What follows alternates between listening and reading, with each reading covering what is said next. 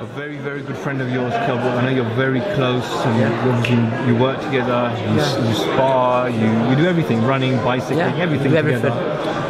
He obviously had that great moment when he went out to America, beat Sean Paul, won the IBF welterweight. He then had the downside last year when he lost the IBF to Errol Spence, obviously through injury. You know him better than anybody. What was kind of Kell's psychological state? How has he been since, obviously? I think he wasn't in a good place, you know, after the fight. But now, you know, we went out to America.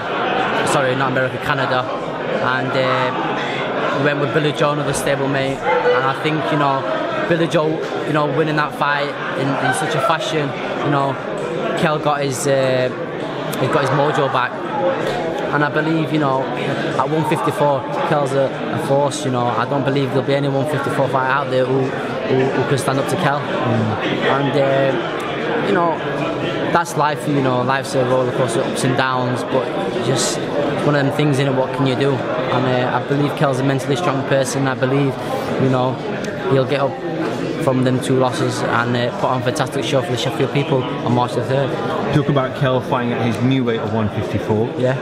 Obviously, Eddie signed his greatest rival, Amir Khan, at 147. I spoke to Amir last week, and Amir said, you know, he's comfortable at obviously Amir came from 140.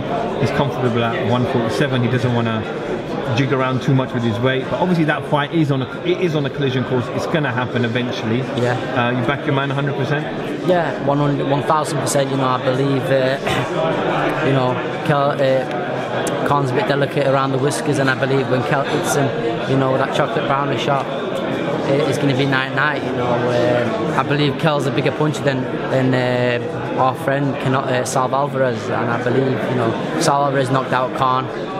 I believe Kell will knock him out in 4 rounds. Coming to the British fighters around your weight category, Carl Frampton fighting Anita Donaire in Belfast. What do you think of that fight? It's a fantastic fight, you know. It's a fantastic fight for the Belfast fans. It's going to be an exciting fight. If, you know, Donaire can fight, we'll just have to see what he's got left in him.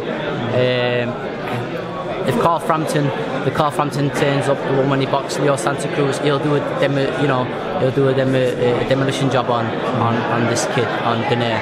But if Carl Frampton comes up what he turned up to his last fight, then, you know, it'll be a very hard night for him, and it's a fight he could lose.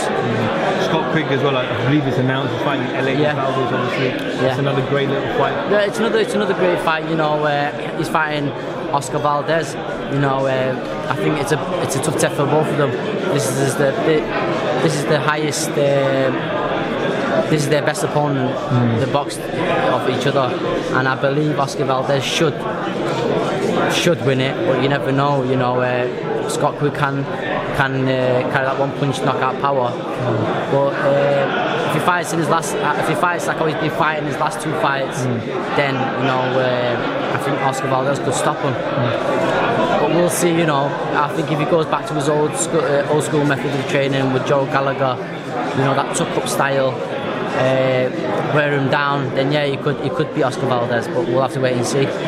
Kid, thank you for your time, my man. Do you want to plug your Twitter and your Instagram? Where can we find you? Follow me on Kid Galahad 90 on Twitter, and follow me on Instagram, Barry Awad. I've got your number now, so you're going to get direct messages. Make sure don't be giving no one my number. No one. Kid Galahad for FightHype.com. Thank you very much.